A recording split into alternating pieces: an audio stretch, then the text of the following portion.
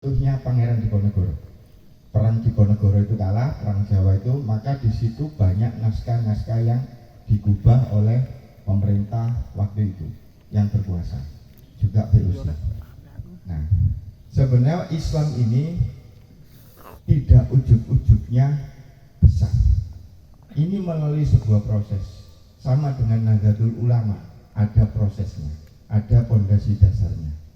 Nah, ini diawali kulo batasi mawon ya. Saya membatasi ini dari perjalanan Sayyid Jamaluddin Husain. Nah, ini beliau 1392 itu berangkat ke Jawa atas perintah Raja Campa. Nah, ini mboten ujuk-ujuknya langsung manggil mboten. Beliau ini masih punya adab, karena di Jawa ini masih ada pemerintahan Mojopahit yang rajanya itu adalah Prabu Sri Aji Wisesa Wikramawardhana. Nah, beliau ini membawa ulama-ulama dari satu kabilah ini sekitar 40 orang. Nah, yang 40 orang ini di mana? Yang terkenal hanya Sayyid Jamaluddin Husain. Nah, akhirnya beliau perjalanan dari Campa itu sekitar 5 bulan sampai akhirnya ke Sembalo, perjalanan lewat Kalibrantas dan akhirnya sampai ke Canggu. Nah, kemudian di Citrawulan itu beliau bertemu dengan Raden Maheswara. Nah, Raden Maheswara ini penerima tamu di Kerajaan Majapahit. Nah, ini kemudian setelah menghadap Raden Maheswara ini, beliau dipertemukan dengan Sang Prabu. Disinilah beliau diberi izin. Nah, kemudian beliau dilantik sebagai Dharma Adiyaksa atau pejabat di Mojopahit yang khusus mendakwah siarkan Islam. Nah, ini jelas nih, beliau ulama juga umarok.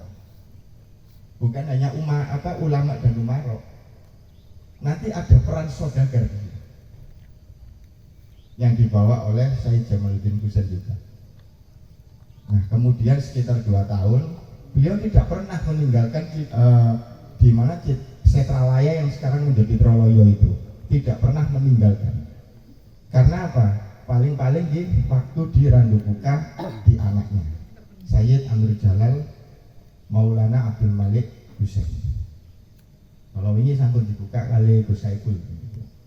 Nah, memang tidak pernah. Kalau ada naskah-naskah yang mengatakan bahwa Sayyid Jamaluddin Husain ini sampai diwajo atau dan sebagainya, di naskah Giri Kedaton ini jelas bahwasanya beliau ini diperintahkan untuk mengislamkan poro keluarga Majapahit tanpa ada sebuah paksaan.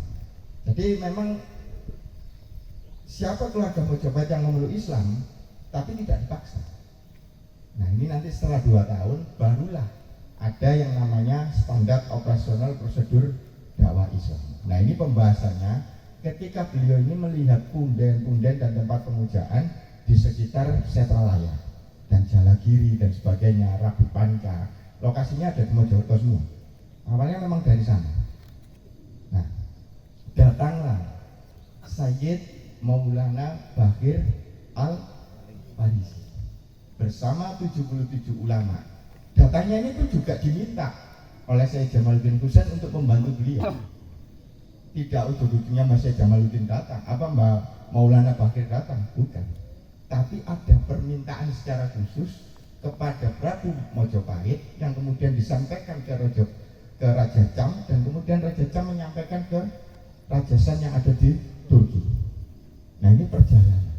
Nah, akhirnya ketika datangnya Sayyid Maulana Baqir ini, baru ditentukan SOP itu. 1, tidak ada paksaan.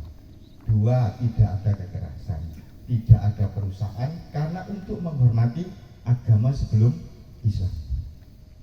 Kemudian filosofi tentang kasaiwan, kasegatan seperti sanggar kemudian diganti menjadi langgar.